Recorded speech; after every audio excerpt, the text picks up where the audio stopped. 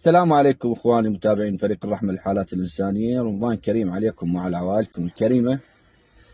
وصلتني قبل قليل مناشدة من قبل أخونا نبيل الجبوري المنتسب إلى حماية منشآت في مستشفى النور بالشعلة، أن هناك رجل كبير بالسن من أهالي الناصرية طرد ابنه بالشارع وإجى هنا على بغداد يم شقيقته في سبيل يحصل ماوى. شقيقته تحملته فترة وبالتالي أيضا قالت له إلزم الشارع.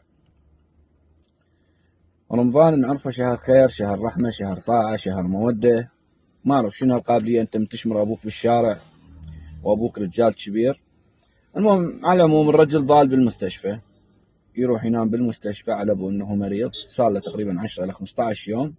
بعد ما الدكاترة عرفوا أنه ما بيشي وأنه يدخل المستشفى في سبيل ما ينام بيها كمأوى إله، ما وافقوا أنه